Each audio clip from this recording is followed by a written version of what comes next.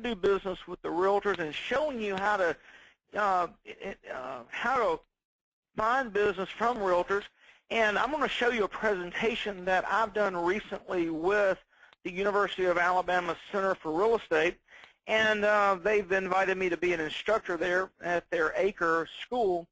And I'll be traveling in several cities next year and honing this process, because I really believe that it will be the realtor that is referring business to mortgage to credit repair companies in the coming months. And it's according to how the qualified mortgage rule gets interpreted and then enforced at the CFPB. But many lenders are taking the position that the 8th requirement of the qualified mortgage rule may demand that the loan originator, the bank, not refer a consumer to a credit repair company. We discussed that a couple of weeks ago, and a few people just were freaked out about it, and I had to jump off the call a little early, so I didn't finish the thought there, and I left a lot of people hanging. But the idea is that but just because a bank or a loan originator won't be able to refer, or may just kind of slow it down a little bit, a consumer to a credit repair company, doesn't mean that the consumer is not going to get referred. Because and again, I want to go straight to the source. I've been a real estate agent since 1985. I've been a broker since 1992. I've personally bought and sold 1,000 pieces of property. I've built 500 houses. I've dealt with a lot of real estate agents. And I can tell you one thing's for sure. Don't be standing between a real estate agent and their commission too long, or you'll get run over. So all we've got to do, all I need to help you do, and that's why I'm out here doing these classes, involving myself directly here, because I want to get it right, because it's critical that we be able to overcome what could be a significant drop in business if you're not prepared. But if you're prepared, I think you can actually get more business, because most loan originators are not referring customers to credit repair companies. I'm not sure if you've done a sample, but out of 100 out of 100 mortgage people that I've spoken to here in Alabama, and again, just our test environment, are you referring customers to a credit repair company? I asked. Only 3. Okay, now that's an interesting paradigm. I don't know what it is in Texas. I'll bet there's more in Texas, because there's a ton of credit repair companies there, and you guys have probably done a great job already of letting the real estate community and the mortgage community know that this actually works when there's errors and unverifiable information on a consumer's credit report. But in many markets, because I've counseled with many of you, you've been in business 3 or 4 months and can't hardly get any business from the mortgage people, and you say, well, why not? But I never asked you this question. This is, and this is a completely overlooked question. Well, are they referring business to any other credit repair company, or do they just not believe that it's possible? Do you have to overcome a paradigm shift? And I have this feeling that if you've got to overcome a paradigm shift with the mortgage person, the place to start is not the mortgage person. The place to start is the real estate agent, because the real estate agent has more to lose. They make more money than the mortgage person. They do fewer deals than the mortgage person. There are, in Alabama, there are 19,000 loan originators, and I can't tell you the exact number of mortgage people, but I'll bet you 2,000 or 3,000. Okay, it's probably way less than that. So that's a big difference. There's 11,000 members of the Board of Realtors, but guess what? There's only about 10% of the real estate agents in your marketplace that are doing 90% of the business. And so we've done a lot of training on this, and that is how to get into real estate companies, how to go meet real estate companies. Not going to go back there today. We've got hours and hours of training on that. If you're a member of SCORE, log into that members only section. If you're not a member of SCORE and want to get access to that, give us a call. Our number's on our website. We've got it at the end of the presentation as well. And we'll give you temporary access to it, but we want to talk to you first and give you an idea of what we do and how we would be able to help you, of course. And but there's hours and hours of training on that, and the key here is to have some customers going through your program and use those as bait to go out to the real estate agents and say, hey, I'm out at the open house on Sunday, easy way, easy target, and going, so I'm interviewing real estate agents to see if we're a good fit to be able to refer my customers to you. And it just completely changes the dynamics of this. I encourage you to get a hold of that training and go through that process, because it really will, without a doubt, materially change who's in control of the conversation. Okay, you'll be in control versus asking somebody for something. I can't stand asking for somebody for something. Can I borrow something? Will you help me out?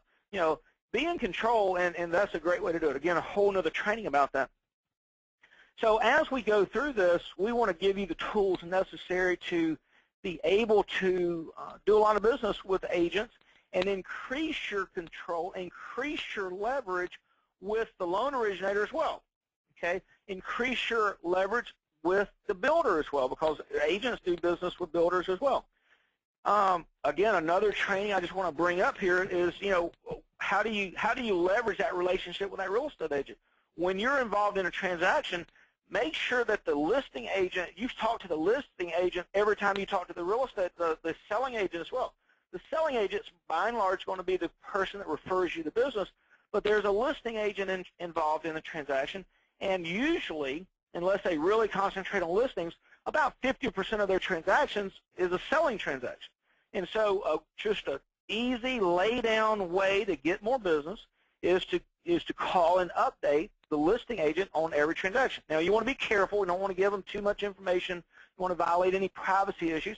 But you can easily say, hey, I'm Joe with XYZ Company, and I'm working with the buyer on your listing on such and such a street. And I just want to give you an update on how they're progressing through this process. Now, sometimes, of course, what you want, though, of course, is that you've gotten the consumer before they go out and make an offer on a house. Okay, so that doesn't work every time, but every time there is a listing agent, every time you know of another listing agent, be involved in that. And then do your best to go to closing, get permission from your customer to go to closing, and great time to meet the listing agent if you haven't met them before.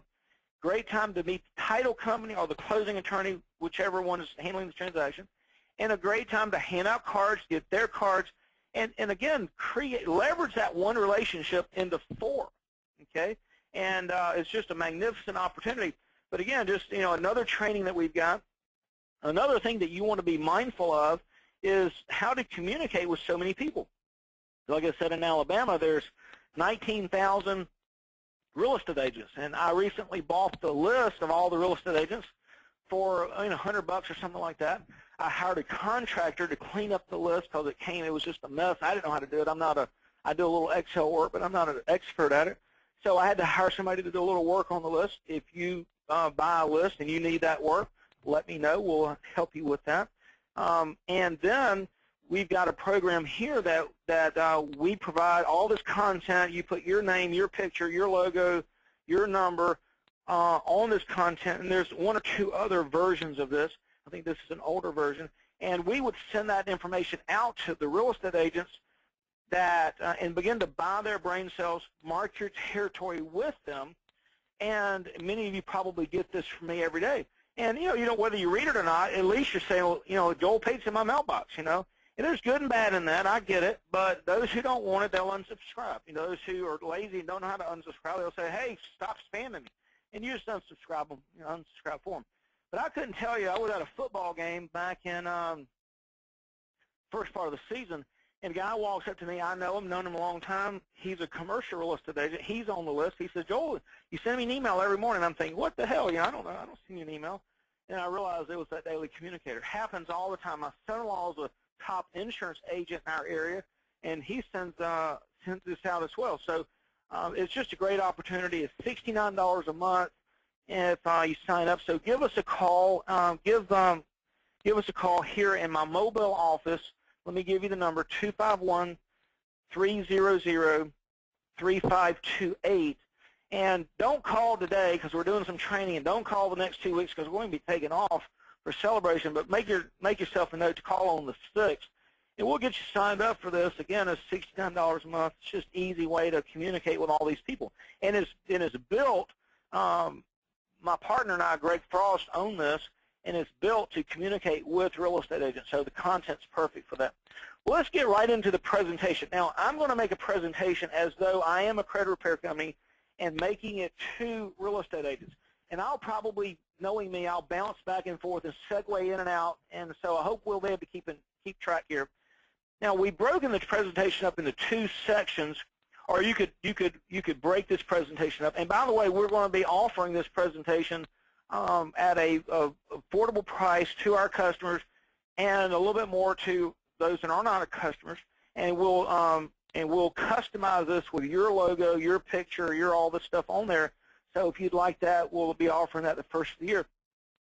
But it would come in 2 versions, and I'm going to do the long version today to give you the complete feel for it. But it's got 2 videos in it, and I hope they play well, over the internet. You know how things like that happen. So if they're not playing well, let me know, and we'll not waste our time, and we'll skip through that. But it's 2 sections of the May 2013 hearing that Senator Claire McCaskill had, and she is just grilling, and the other senators are just grilling Stuart Pratt, the CEO of the Consumer Consumer Data Industry Association, the CDIA, which is only 3 members are Equifax, TransUnion, and Experian, who, by the way, recently turned down my request to be a LinkedIn member. So anyway, I'm thinking about just, telling him I hurt my feelings, and I really want to be a friend of his. So hopefully that'll work. I just got a report that my voice keeps fading in and out. It's either the technology or my voice. I'm not sure which, so I hope it's not too bad. So we'll try to get through that, but thank you for letting me know that. And then also, as you'll see, there are 5 senators, and 3 out of the 5 senators say there's an error on my credit report. Okay. Now, I've given this presentation once with the video with about 30 real estate agents. And when they get to about 10 minutes into the second video, the first video is about 4 minutes, second video is 18 minutes, but it builds to a crescendo where they actually begin to laugh in the room at the video and how ridiculous it is that Stuart Pratt's trying to convey to the senators, hey, we got it all under control. And so it's long. But if you're in an environment where you can give about a 45-minute presentation, this would be a great presentation to include the videos. If you're not in a position if you had to be 15 or 20 minutes, then you want to take the videos out or just skip past them and don't play that aspect of it. But anyway, so for the full effect, I want to do the videos as well.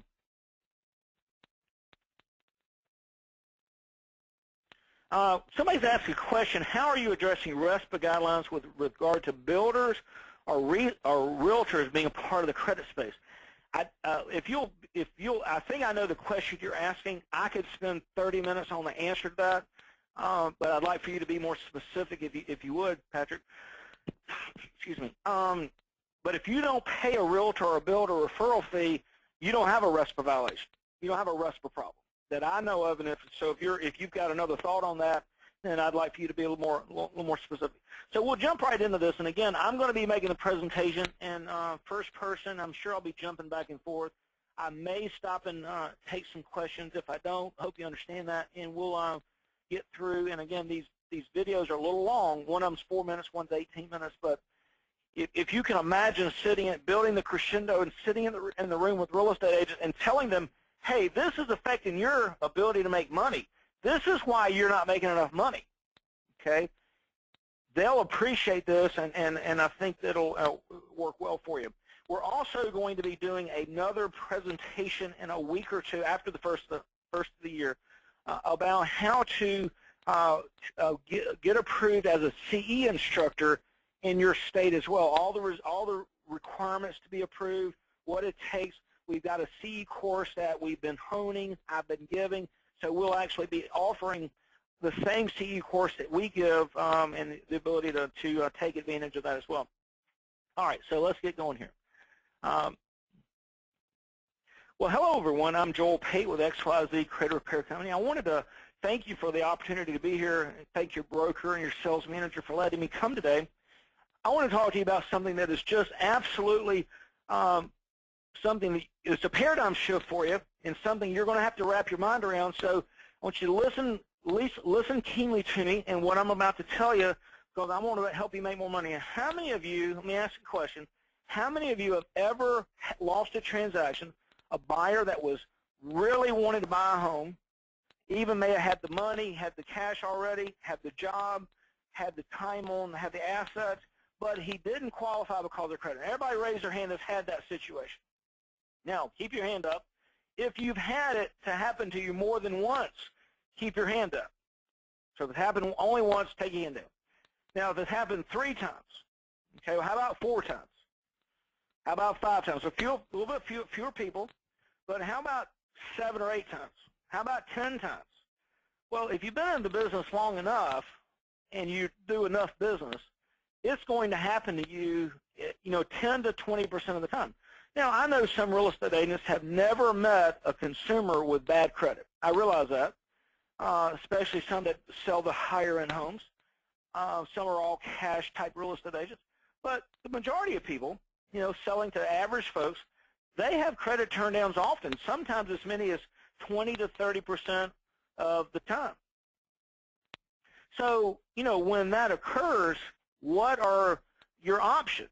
Now, we're going to see, as we go through the presentation here, you're going to see not only my opinion, but some actual facts and some discussions on what in the world has been happening to those leads that you send over to your mortgage company when they tell you that the consumer doesn't qualify. Now, I talk to real estate agents all the time, okay, hundreds and hundreds of real estate agents, and 99% of the real estate agents that I've spoken with tell me the same thing, and that is that your lender, or they say my lender, well, my lender, okay, and even your favorite lender here, okay, your lender, even your favorite lender, even the guy that calls you all the time, takes you out for drinks, even that one, okay, has not been doing everything they could do to get your loans approved, okay? Now, how do I know that? Well, because I talk to a lot of mortgage people, and I ask them the question, what happens when a consumer referred by a real estate agent doesn't qualify because of credit? And they give me 2 or 3 answers here. One is we tell them no, a quick no. Get them out the door, okay? I had a guy tell me, he's one of the top real estate mortgage trainers in the country, okay? Big bucks. All his guys are making a lot of money. He says, if you don't have a 680 credit score, I don't want to even talk to you or deal with you. I tell you, start paying your bills on time, come back and see me. I ran into a guy the other day. He says he told her we referred a consumer to him that had called us through our down payment assistance program. The phone's still active, then called us. And he said, well, I told him, go do these things and call me back in 6 months. I can't help them. They didn't take their number. They didn't take their name. They didn't follow up with them, okay? And I go to mortgage company offices, and they've got stacks of turndowns, credit turndowns, okay, stacks of them.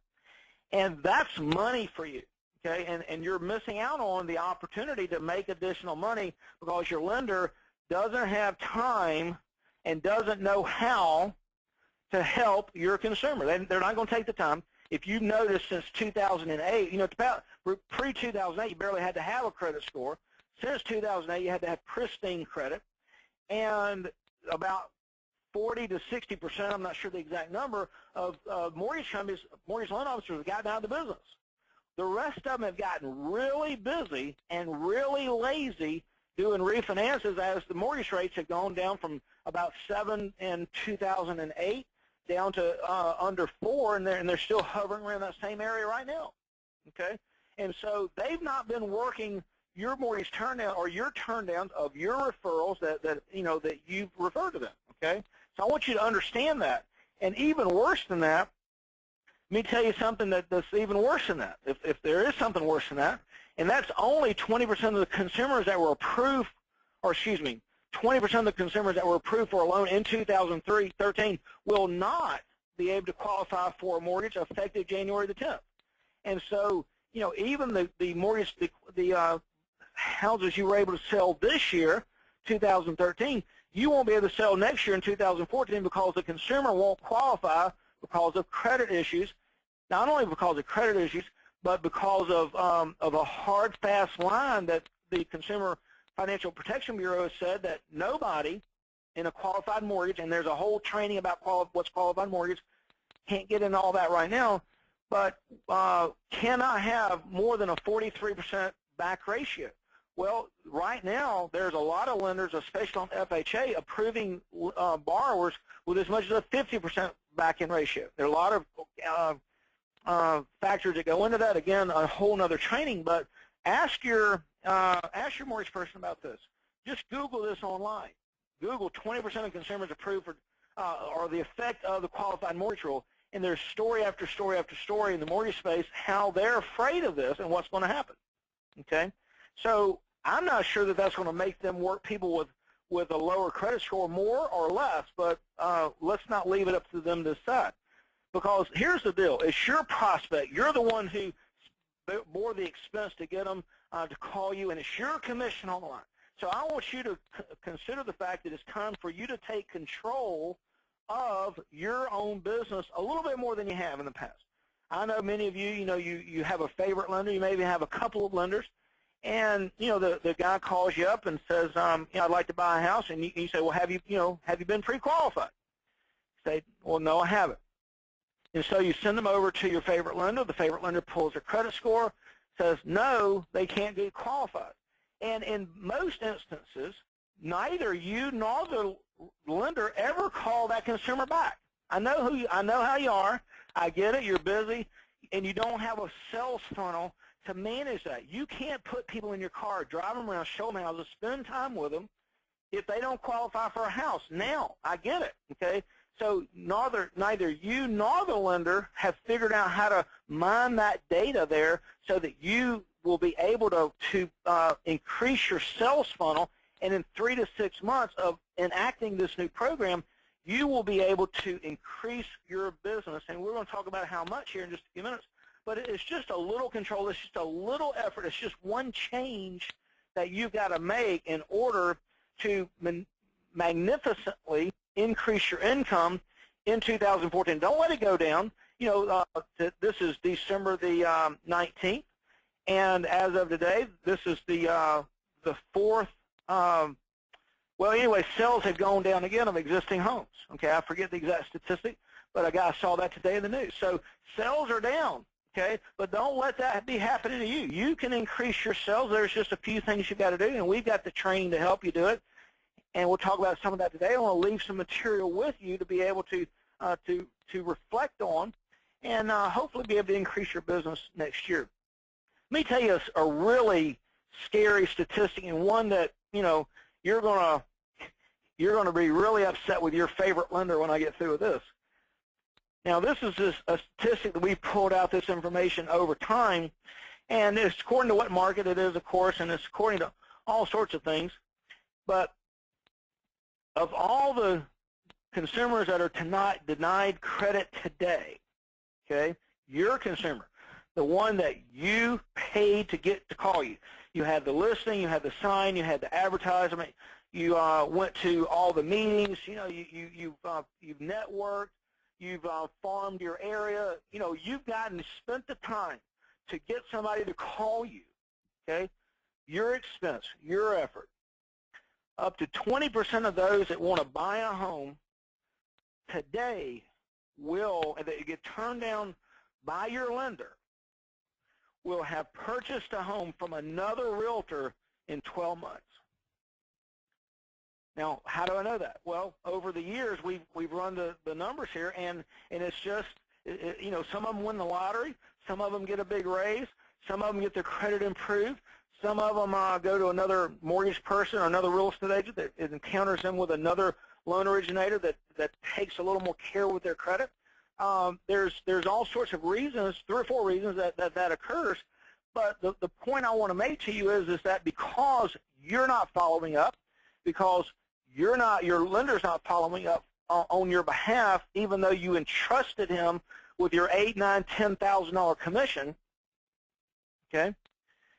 Even though that's not happening, that consumer wants to buy a house. That consumer wants to own his own home. It's the American dream to own your own home. And of course, since 2006 or 7, when the peak occurred, the home ownership rates have really gone down. But people don't want to rent. They want to buy a home. And especially, buyers buy and renters rent. So if a buyer may be renting, but he's going to buy. Okay. And so, but it's just happening, and it's happening to you, and you're losing sales from this. And not only are you losing these immediate sales, but you're also losing the referrals that you would be getting from that happier consumer if you had enacted a little program we're going to talk about today. Now, we're going to hear some video in just a minute, but I want to tell you before we get there what you're going to experience. 79%, according to research, the FTC and the Public Interest Research Group in June 2004, the FTC report 2012, 79% or more of consumers have errors on their credit profiles. 20% of those errors contain a profound, or those reports contain a profound error, and 5% contain a significant 50-point or more error. Okay, so and we're not talking about here. Now, these statistics are not people that just didn't pay their bills on time. Okay, these aren't the dregs of society. These aren't the payday loan guys. These aren't the guys that your mama told you it's not to date, right? They're talking about people with errors on their credit report according to the federal government. And of course, there's a lot of people who didn't pay their bills on time, and we want to try to help them too, get them educated, get them in your pipeline, so that in a year or so, you'll be in business a year or so from now.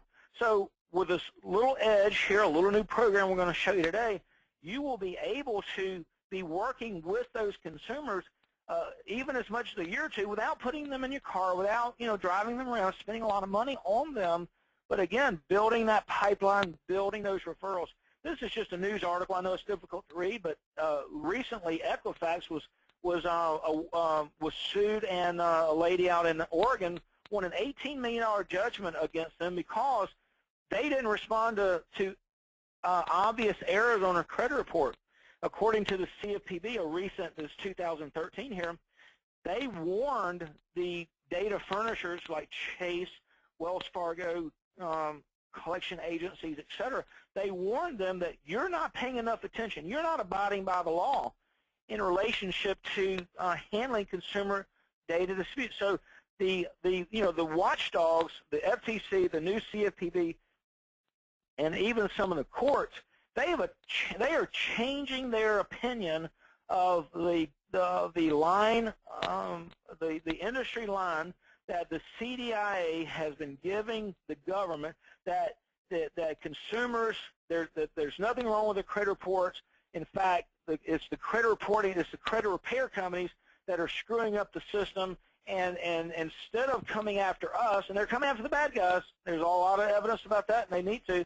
They're going after the credit bureaus in some instances.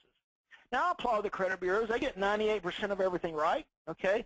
But if you're the person with the 2%, it's a big problem. I want to help you with it. A quote from a recent 2013 study by the Federal Trade Commission said, and they have to do these studies every 5 years, the numbers of errors on credit reports are eye-opening, okay? The results of this first of its kind of study make it clear that consumers should check their credit reports regularly. But if they don't, they are potentially putting their pocketbooks at risk. Okay, so errors are rampant. Today, Target announced that 40 million of their customers have had their credit card and their debit card information stolen right from the terminal where they swipe their card. Since Black Friday through the other day, 40 million customers, and if you went to Target, your credit card information was stolen. Okay, so it's a real problem. Now let's watch this video. This is about 4 minutes, and then we're going to watch one that's about 18 minutes. And I know that's a long time, but be patient with this because you're going to learn something that is just going to blow you away. Okay, so I'm very excited to show you this today.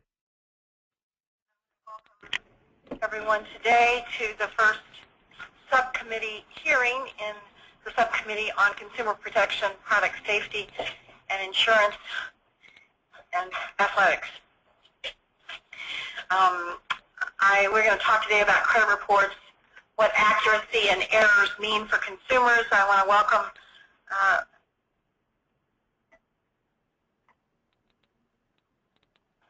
my ranking colleague, Senator Heller from Nevada. I think we're going to have a great working relationship during this Congress, trying to do our very best work in the area of protecting consumers primarily. And I will bring this hearing to order. This is the first hearing. This Congress, this subcommittee will use our hearings to serve as a watchdog for consumers, with particular focus on misleading and deceptive marketing to consumers and practices of the financial products industry. I look forward to working with Ranking Member Heller and other members of the subcommittee to hold scammers and others who prey on consumers accountable, as well as ensuring regulators are doing their job. Today's hearing will focus on the important role of credit reports and what it means for consumers when errors occur. America's credit reporting system plays an important role in our economy and a critical role for consumers. From a business perspective, credit reports promote access to responsible credit for consumers. Right now, the nationwide consumer reporting agencies, Equifax, Experian, and TransUnion, have files on more than 200 million Americans, which represents a great deal of opportunity. From a consumer perspective, though, credit reports can quite literally change lives. They are the deciding factor in determining whether individuals can obtain credit cards, mortgages, or car loans, as well as how much they will pay for those loans. Credit reports are also often used as part of non-credit decisions about consumers that are no less important, such as whether an individual can rent an apartment or even obtain a job. The credit reporting industry is also unique. Unlike most industries where consumers can walk away if they don't like the deal, most Americans are trapped and cannot avoid having a credit history and have no say as to whether or not their information is part of this system. Given the huge impact that credit reports have, it's imperative that credit reports are accurate, and if they aren't, that consumers can easily and successfully dispute errors in their credit reports. Errors can mean the difference between obtaining a car loan or not, or paying a higher price for a mortgage. Errors can result in credit issuers, like a small-town bank, declining credit to a potentially valuable customer, or issuing credit to a riskier customer than intended. Recently, there have been a number of troubling reports about the accuracy of credit reports, as well as consumers' inability to correct errors when they find them. In February of 2012, the FTC released a study finding that 5% of consumers had significant errors on at least one of their three major credit reports that could lead to them being denied or paying more for their access to credit. And the FTC isn't the only one raising these concerns. Also in February of 2012, 60 Minutes aired a segment about the credit reporting industry that depicted disturbing levels of inaccurate information on credit reports, as well as an industry dispute system for consumers that is best described as Kafkaesque. This news report told stories of consumers who had all the right documentation, who even had lawyers to help them, spending years of their lives to resolve obvious errors in their credit reports with little success. One of those consumers is here with us today to share her story. Judy Thomas of Ohio first learned of errors in her credit report in 1999. The credit bureaus had mistakenly included information belonging to Judith Kendall of Utah on her reports, what is referred to as a, quote, mixed file, end quote.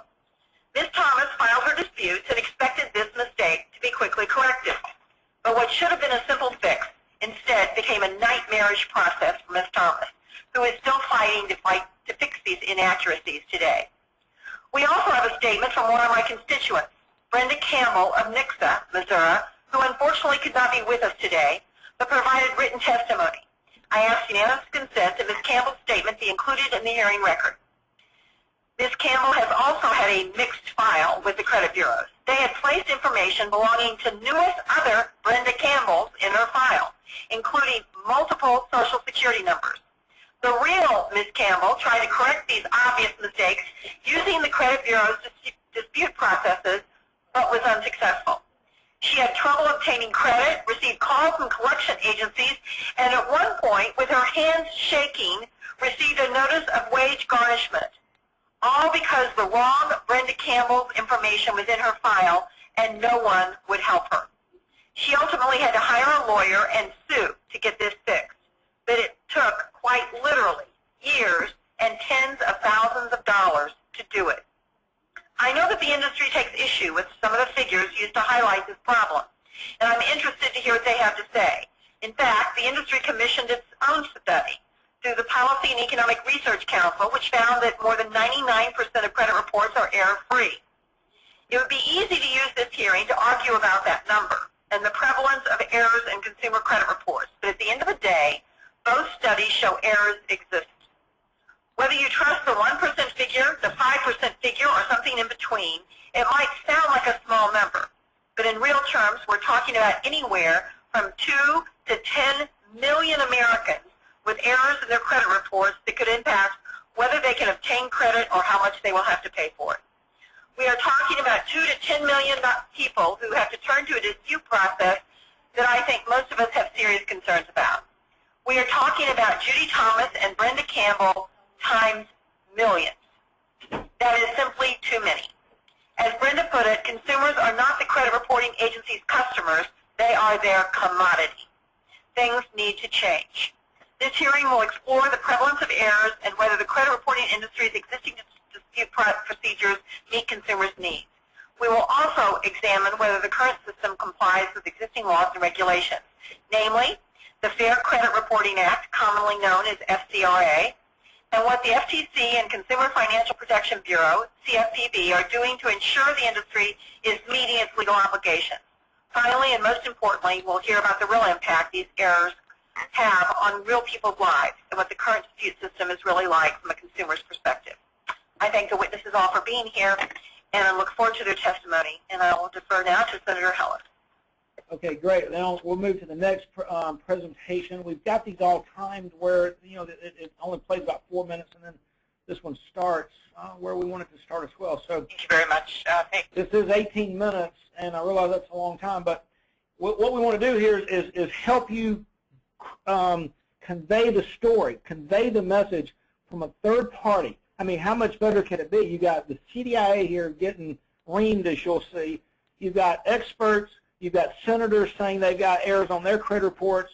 And so it just doesn't get any better than this. Again, it won't work in every environment with every presentation because some won't give you the amount of time needed for this. But and so maybe you can hack this up just a little bit more. Maybe we'll help you do that as well. But I want to convey the full effort of this to you today. So let's, without further ado, let's get through the next 18 minutes. Oh, wrong button. Thank you very much. Thank you, all of you. I'm trying to be rational here, as I think if only Ms. Thomas had a harder name, she'd be fine. That just can't be our answer here. So I was thinking about your numbers, Mr. Pratt, where you said, oh, it's okay because only 2% of them are problems and only 5% are dissatisfied. Is that right? I didn't say anything was okay. No, I don't. So okay, I just well, want to be clear on that. but just you're right. showing Big picture, good numbers. Absolutely, and I'm big picture. trying to compare that to the FTC reports because FTC looked at 3,000 credit reports. They found that 21% had a confirmed material error. They found that 5% of the 3,000 had errors significant enough to change their credit risk profiles. There you go. And that's real key. Okay, well then let's get into that number. So 200 million Americans use credit reports. Is that right? There's more than 200 million consumers with a credit report. So that means 40 million of them have errors that could significantly affect the reports if you take the FTC 3,000 credit reports and extrapolate it out. Well, you're right, although it's about 98% of credit reports that don't contain those errors. But here's the key, and this is why we put a new group together to look at data quality, Senator, and that is when you look at the data quality, the disputes that went through the system, it's boring. It may not be exciting, but this is what you have to do to get a data system to work better. And I'm telling you right now, for example, about 24% of consumers disputed a balance. Balances oftentimes are a result of consumers. I want to get those numbers on the thing, though. But if we just extrapolate them out, if it's like to say instead of 21, it's 20%, has some confirmed error. So that's where I got to the 40 million. Right. But if you go to the 5%, then you're still at 10 million people. Right. 10 million million people is a lot of people. And the reason, I figure we're like the canaries in the coal mine up here. So when we start having people come into our offices all over the country, you have a real problem. If it's just one person I see in a parade, fine. But when we start having dozens and hundreds of people contacting our office, then there's a problem. And so I just, this number that you're throwing around on the 98% and the 95% bothers me, because we're still dealing. If banks said, oh, guess what, 2% of our customers have less money than they thought they had, that would be a big scandal if their accounts were reduced by, even $500 and it was suddenly missing. That was Senator, if I said it wrong, if that's the feeling you have about our industry, that's the thought, the response you have. The reason that we have new groups brought together, the best data quality experts in our industry, the best consumer relations service folks in our industry, is to look at these percentages. So it's not a victory when we say, even if we've got 95% of it right, we want to look at the 5%. That's attitudinally where we are, and I just want you to know that. That's important. Okay, great. Just to use one example here. So this is a different example than the jewelry owner. This guy pays his mortgage every time on time. He saved his canceled checks. I don't think many people do that anymore, but this guy did. Nevertheless, the mortgage company counted him late by mistake. This is the mortgage company. Then he made them recognize the error, and he even went so far to notify all the credit bureaus of his error. Okay? However, they still showed up as late. So then he writes a letter of explanation to the credit bureau, encloses copies of his check. Most people wouldn't have this. He encloses copies of his canceled check, other supporting documentation. The credit bureau refuses to acknowledge his case. His name's Mr. Bell. Now he cannot refinance his house at current rates. So my point is, this is just one example of one guy in Minnesota whose name was probably Nelson, but that's what we're dealing with right now. And so I guess I'd like to just hear from you, Mr. Reingold, of what you think would be the best way to go here. If we need legislation, if Mr. Pratt's right and it's these other third parties that are coming in that are trying to fix it, and then they're not really fixing it, but there's probably a market there because there's so many problems. I think there's a lot of answers. I think the Fair Credit Reporting Act, if enforced properly, if the CRAs were kept to the standard of actually maximum possible accuracy and there was enforcement there, I think in many ways the FCRA works. There are a couple of fixes that could be done. Like a consumer like Ms. Thomas would have the right, if the law was changed, so they can seek injunctive relief. So the court can order them to fix it. That would be a really good remedy for people. One of the, I'll leave it there, but I wanted to answer one of your other questions, which I think is really essential here. And I think what we see here, I thought the 60 Minutes report did a really good job of it in terms of how the dispute process works. They went down to Chile and met these folks who worked in the dispute process. People had to do, 90 a day. The dispute process is that person, Mr. Bell, who provided all of that information. I think it's a pretty safe bet that all of that information went to the credit reporting agency, went to the dispute handler, looked at all of that information, turned it into an automated code of 3 numbers. That number got sent to the mortgage company who looked at it and said, no, that looks right to us, and sent their code number back, and that's what happened. So in terms of assuring accuracy, how do we ensure that the credit reporting agencies actually provide all of the information a consumer provides to the furnisher of that information, and simply does not rely on a furnisher who says, yeah, that's right, we'll accept it. The law requires, basically, a tie goes to the consumer under the Fair Credit Reporting Act. The way the law works right now, the way the CRAs operate, the tie does not go to the consumer, and that needs to be fixed. Could I just add one footnote to that? The automated system does use codes, but each code comes with a full description, which is also available to the lender. So in other words, the code is merely a way to convey a standard system of disputes, which actually improve the results of disputes, because you otherwise had folks keystroking in their own view of what they thought a dispute was, and that wasn't very effective back in the 90s. A long time ago, but it was how it worked back then. But we have decided to go ahead and build a new technology platform that is being beta tested right now, where we will simply load the paperwork the consumer submits and transmit it and make it available, and in fact compel the lender to open up the material to be able to view that information going forward, to sort of short-circuit this potential problem that we have, where a lender might respond to the standard code but not do a deeper look. About 15% of the time we are able to resolve a dispute ourselves about data coming to us, not data that we have, but data coming to us from a lender. about 15% of the time. So we are being proactive where we can. But some folks are, I think, conflating the responsibility of the lender. Lenders were obligated in 1996 for the first time to process a dispute and to be accurate in the data they reported. They did that because they realized that that was the other leg of the stool. You have to have a lender doing a responsible reinvestigation, just as the Bureau must transfer the data, the fullness and completeness of the dispute to the lender. So we both participate in that process at the same time. We want to make that better. I think one of the ways we're doing that right now is this new technology platform that's coming online this year. So following up on that, Mr. Pratt, you're saying that by the end of the year, all three of the big three will be receiving the supporting documentation that Judy Thomas and my constituent in Nixa, Missouri, tried to provide to the credit reporting agencies? Before the end of the year. So you're going to scan the documents, and that way the lender, who has absolutely no motivation other than to say, no, we're leaving it the way it is. Yeah, I think lenders are really motivated because these are their customers. They don't want wrong information. They want good relationships. So there are market motivations for them, but they will see the data. That's absolutely correct. We're not talking about a local banker you have a relationship with here. We're talking about nameless, faceless people that are dealing with numbers that are not really clearly what happened in many, many instances is the consumer comes forward and says, you've got an error. And you all put it in a 2-digit code. I can't believe you're clogged up from the consumer repair, credit repair agencies, because all you do is convert it to a 2- or 3-digit code, send it to the lender, and the lender says no, and you say okay. No, in fact, a dispute might require several different communications about the dispute. So what you have to do is, if it's paper, just as you and I would, you have a team of people sitting, and they will unpack the paper, read through the paper, identify the various disputes that are submitted, and that's the labor-intensive side of it, particularly on the paper side.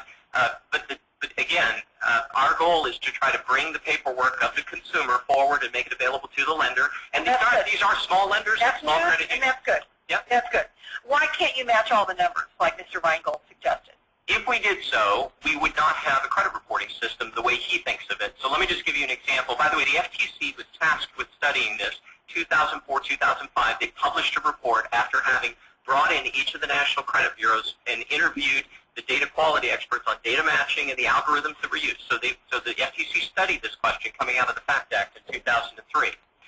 And the conclusion was a good conclusion. In other words, if I have Stuart K. Pratt and I have his social with 1 digit transposed at the end of it, but I also have his full address, and in fact I know that there are 10 other data furnishers furnishing that same address, and it's been there for 10 years on the credit report, that single transposition is more likely a problem with how the application was processed than it is with the fact that this account should belong in Stuart Pratt's credit report. If I match 100%, I don't get to put that proper account into the Stuart Pratt credit report. So why are you matching it 100% with the one you send to the consumer?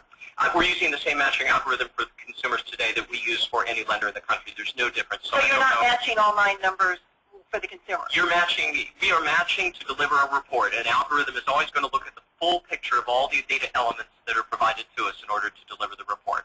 Well, I will tell you that we've talked about percentages of numbers. We had, 5 senators here today questioning. Senator Nelson, as a U.S. Senator, bought a washing machine in Wisconsin. Senator Schatz owed money to a wedding service in Hawaii. I just refied, found out that Comcast had done a credit check on me last December, and I went, why? So I looked into it. Turned out it was somebody in Houston, Texas. Now, that's 3 senators out of 5 that questioned today. I think you are not well served by saying you don't have a problem. You have a big problem. And Madam Chairman, we have not said that we don't want to deal with the problem of inaccuracies. All I've said is that we have a team that's going to look into where we can improve the system.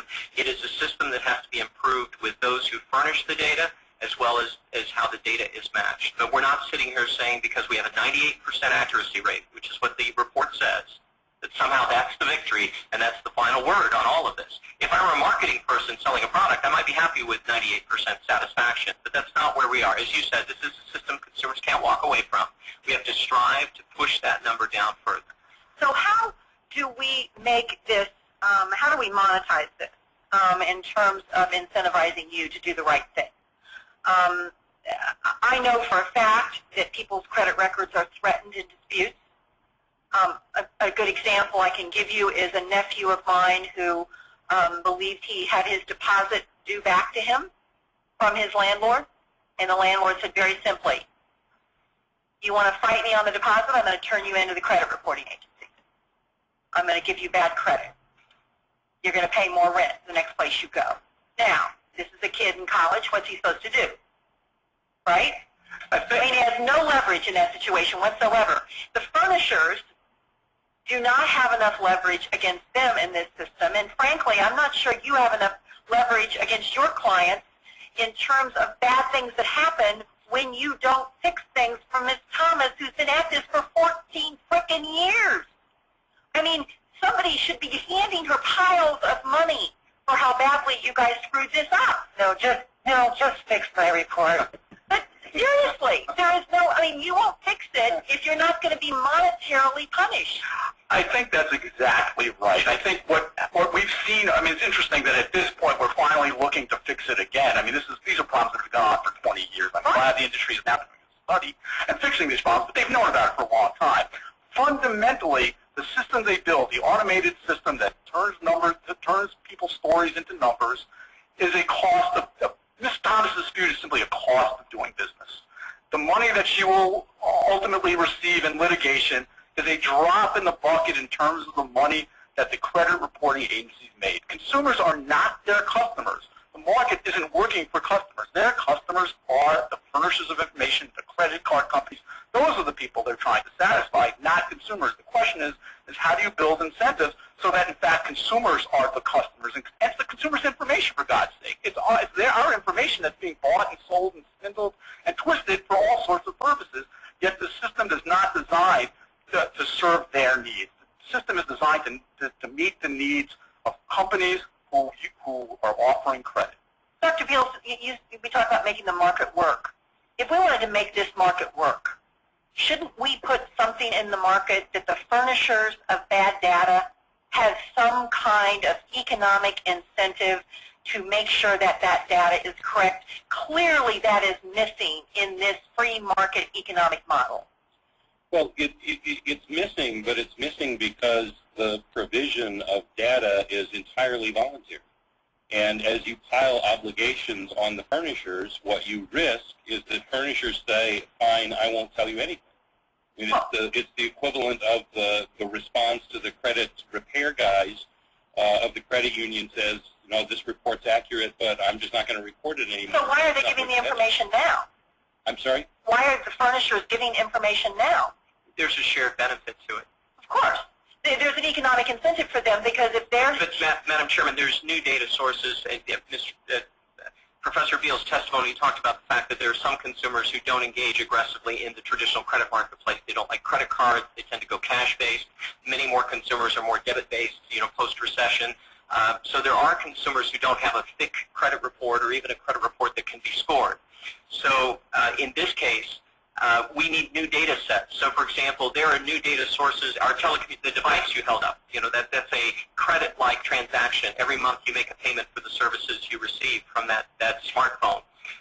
Those types of service providers don't want to report into the credit reporting system today because they already see the penalties for and the severity of what has been built into the FCRA as being too severe for them to choose to participate. So you've got to be kidding. No, absolutely not. And so you're telling me that that my account with Verizon, that they are so worried of the FCRA that they don't want to report my information. That is correct.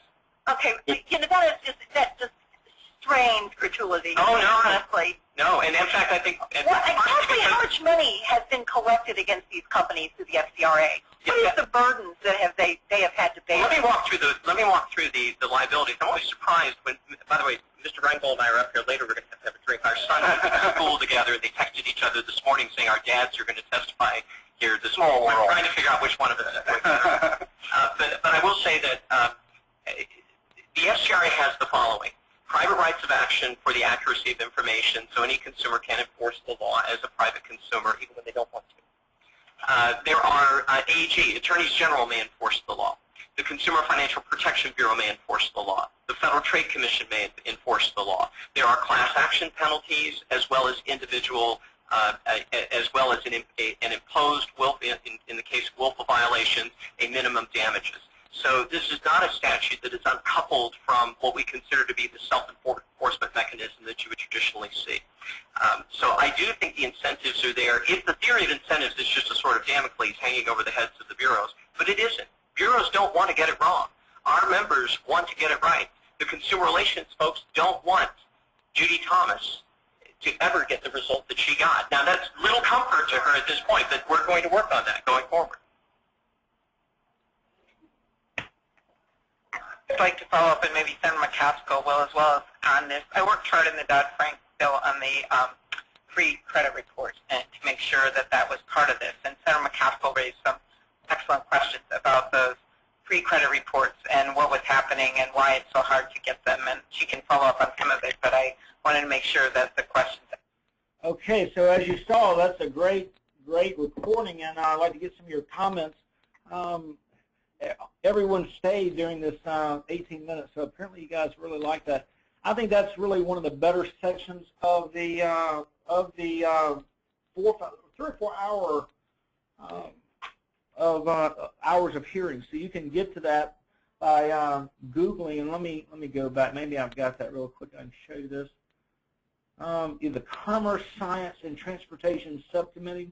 If you Google that, you'll be able to find that recording. So you want to be able to watch the entire thing. It's really very entertaining. So back to the presentation of the real estate agents. So as you can see from that presentation, ladies and gentlemen, you know, there are substantial errors on people's credit reports. And again, we're not talking about people that just didn't pay their bills. There's some of that, of course. But I can tell you from experience in reviewing credit reports, that the worse somebody's credit is, they had an event. Most people have an event. You know, they lost their job. Their wife lost their job. They lost 20% of their income. I have to tell you this. Let's stop here right here and talk about this for a second. How many of you guys? I don't ask you to raise your hand, but I want you to realize this: that some of you guys have had substantial decreases in your income, and you may have had an event that occurred. And so we see evidence every day that consumers had everything was going along great. They lost substantial income. They couldn't pay some bills. That credit card got charged off, and all of a sudden, that's reporting with one collection agency and then another collection agency, and it just goes on and on and on. And the worse your credit gets, it seems like the more errors there are on it. Okay, and so we see that every day. But let's just go through these statistics real quick. 20% of according to what we just saw, 20% of the 200 million people have profound errors. Okay, 5% have 50-point errors. That's 10 million people. Now, again, I gave this presentation in Tuscaloosa, Alabama. You can change it for your area if you care to do so. But there's 192,000 people in Tuscaloosa, right here where you live, okay? And so that means that 19,530 have a profound error, and 40,650 have a significant error, according to the Federal Trade Commission and the senators we just heard from, okay? And even the acquiescence of the CDIA, that they realize that that's the problem. Now, this is my number. 20% of those people would want to buy a house. Maybe it's 15, maybe it's 25, okay? The average sales price, according to ACRE, is $149,450. You could get that information from the Board of Realtors, by the way, and know that before you make the presentation. 150 plus or minus average homes sold a month in that area, okay? 20% of sellers purchase another home. That's why it's so critical that this group of buyers be able to re-enter the housing market, because it's keeping the housing market from being able to propel itself out of this morass we're in, okay? So we've got, this is not only critical for you, as a local real estate agent, but for your marketplace. I want you to understand how important this is for you to embrace what we're talking about today, because your entire market is lower in value than it has to be because of these errors. Okay, 20% of all home sellers buy another home. Now, they may not buy it right in your market, but buyers buy and sellers and renters rent, as we said before. But 20% of all sellers buy another home. So if you've never met a consumer with bad credit, let me ask you the question. How many of you have ever had a listing that didn't close because the buyer couldn't qualify because of their credit? Okay? Everybody raise their hand if that's happened to you. Now, let's do the 2. It happened twice. It's happened 5 times. It happened 10 times. Okay, so you take the lead, and the next time your listing can't close because of the buyer's credit, call the selling agent and say, hey, let me tell you about this guy that came to see us, or this guy that came to see us at our meeting, and be proactive as a way to protect your real estate commission on the listing side. Okay. Now let's just do the math real quick.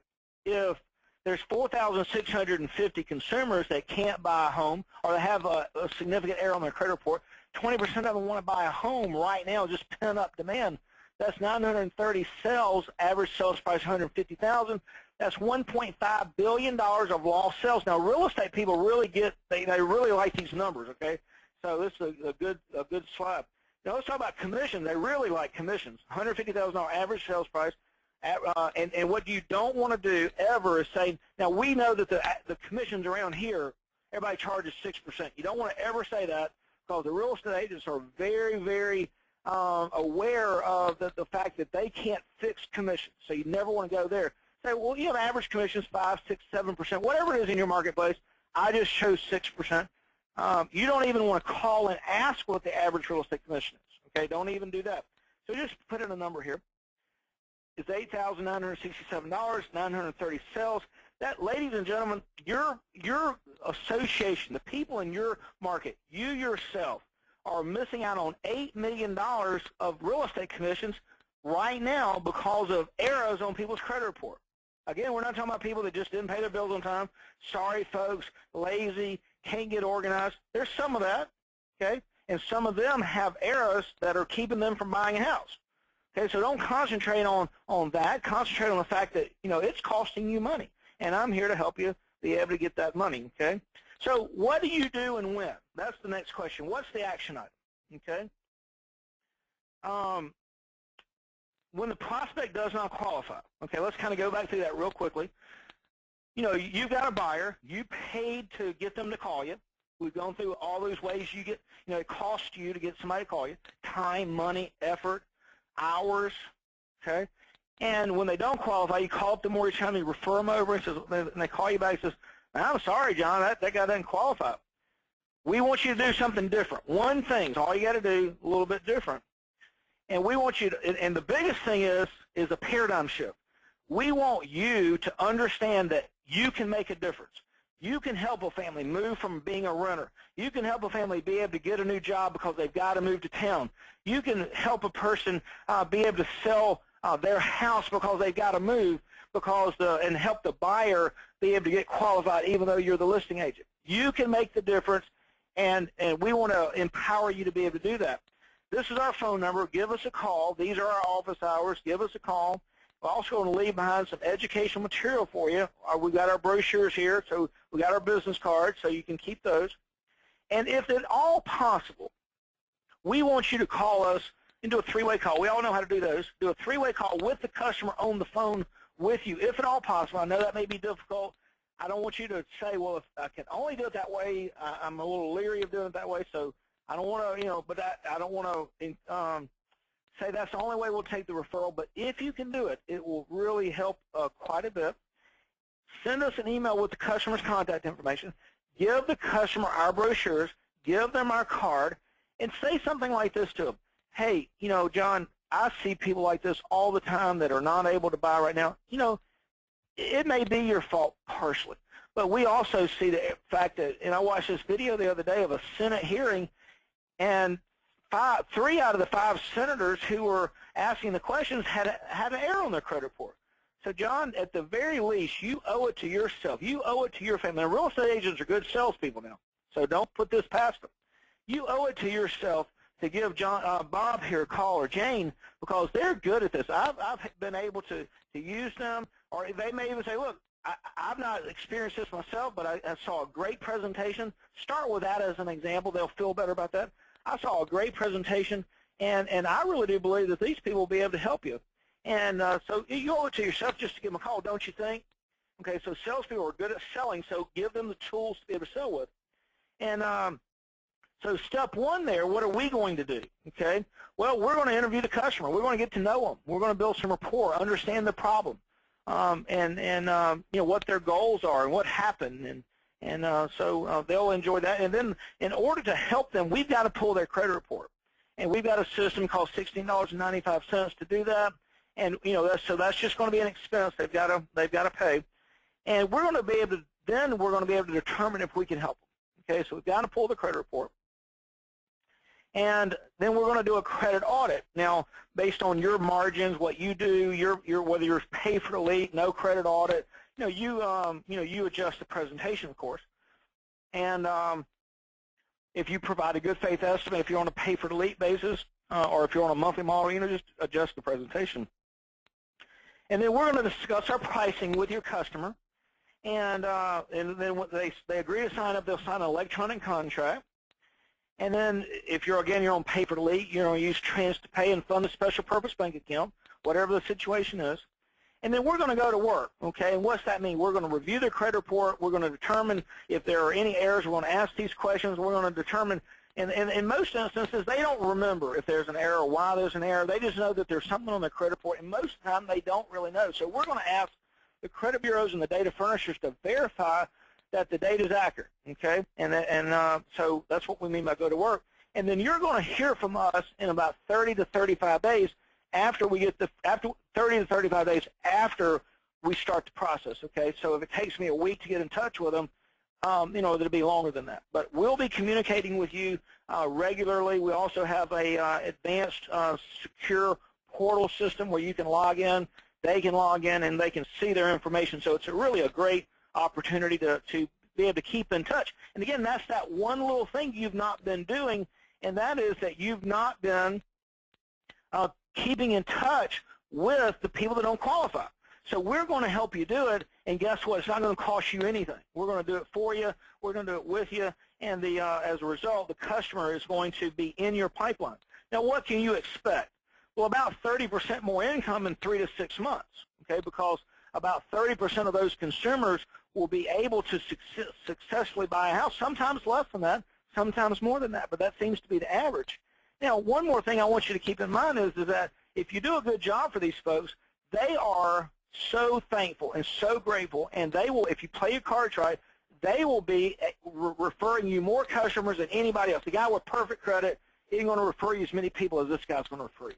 So keep that in mind, and the end result of that is a lifetime customer, lifetime referral source, and and of course, look, you've done something good for somebody. You helped them out.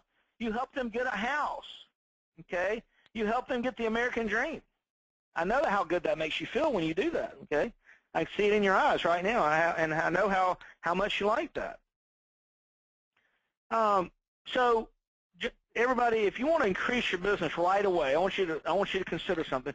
Go back through your past clients that's been turned down by your lender and see if you can salvage any of those folks before they go buy another house. And you'll find out that about 20 to 25% of them, if it's been 12 months, will have already bought a house. And that's going to really tick you off. I know that, but it's going to be good to go through there. And of course, anybody that calls you today that doesn't think they can qualify because of credit, be sure to refer those to us as well. We want to leave you some credit education material. You may want to refer to that. We've got some definitions, and good information, some FAQs about the industry, about our company, and about the things that we can do to help you. Again, our phone number is here and was down on all of our material. I want to give you a special today, and it's for this month only. If you call us up and you've had an issue with your credit, I want to help you, particularly because I know how critical it is for you to have better credit. So I want to offer anybody here, just for this month, X number of dollars off, and again, whatever you want to provide. Maybe you give up your credit audit fee, maybe you reduce your fee, maybe you give them 20% off, maybe you do it for free, okay? The first 3 people that call, I'll do it for free. Whatever the situation you're willing to do, make that offer here. And so that's, so again, to wrap this up, guys, we always have a lot of questions, and these are typically the questions that we have. And again, you can go through this yourself, and we're here at this juncture. We're 15 minutes over, and I always like to end on time. But I hope that this was really good for you. We've got a lot of questions here. Let me answer just a few. Let me review them just a moment. If you've enjoyed this, please let me know, because we want to do this type of in-depth training for you. Let's see. Go back to this RESPA question. Is it very clear about builders, realtors staying out of the credit space without authorization? Can you address your approach in dealing with these guidelines? Well, actually, Patrick, if you're very clear about that, I'm not. So if you'll give me that information, I'd like to review it. In the presentation that I made to you today, we're not getting the credit. We're not getting realtors and builders into the real estate, into the credit space. We're getting them to refer customers to us, and we're not paying. As far as I know, RESPA only deals with whether you're paying or not. And actually, in roughly X number of states, 10 or 15 states, real estate agents and brokers are exempt under their state CROA from needing to be licensed and bonded. So I want to make sure I understand what you're saying. So give me an email, if you would, please. The best email for me is joel@joelpate.com. Joel@joelpate.com. Okay, so I'm just waiting to hear about that, and I'm looking forward to putting that out once I understand what there may be a problem with. What about lenders that are claiming to advise consumers how to improve their credit? I think that's a real deal. Some are claiming to advise their customers on how to improve their credit. And if they are, ask them how they're doing that. And a lot of them are using rapid rescores, which are great. Rapid rescores is a phenomenal product. The what-if simulators, I actually had a banker tell me the other day, yeah, but they cost money. I think they're $5 or something like that. And but then ask the real estate agent, how's that working for you? Okay. Does the 8th requirement imposed by the CFPB to determine if a loan is a qualified loan inadvertently prohibit the lender from being involved in the credit in a referral to a credit repair company potentially? Yeah, that's my statement, and that's the question.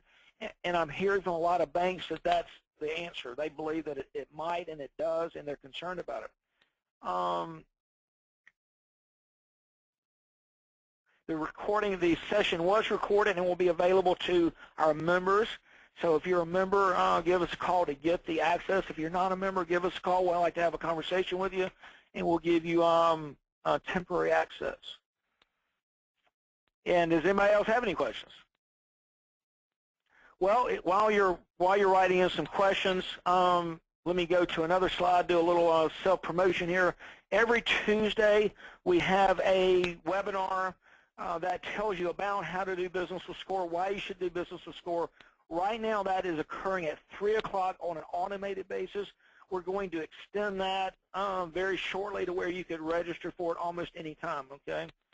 The next slide is, don't forget about the myiqreport.com.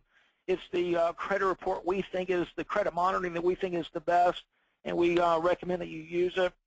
$16.95. Refer your customers to it. We're on Facebook. We're on Twitter. We're on LinkedIn. Please connect with us. We've got a lot of information that comes out there as well. And then this is our phone number, our website. We look forward to scheduling a demo with you, show you our software, show you our system, tell you, why you should be doing business with us and how we can help your business and help you grow your business. You can't do everything by yourself. Just ask somebody. You can't be good at everything. And if you're a great processor, well, keep processing, but make sure somebody's out there marketing your company, because it'll take that. This webinar this recording will be available, as I said, in our members-only section. This presentation, we're going to tighten it up just a little bit more. But after the first of the year, it will be available to members at a reduced price. Those that do business with us, and those that don't do business with us, we're just going to be $1 million. So stand by for those prices. But I really do appreciate your time. Again, you guys have a great holiday season. Be safe. Enjoy your family. And as I said last year, if you've got angst against your brother, embrace them this year. Let's get past that, and let's have a joyful time. God bless everyone, and have a great day.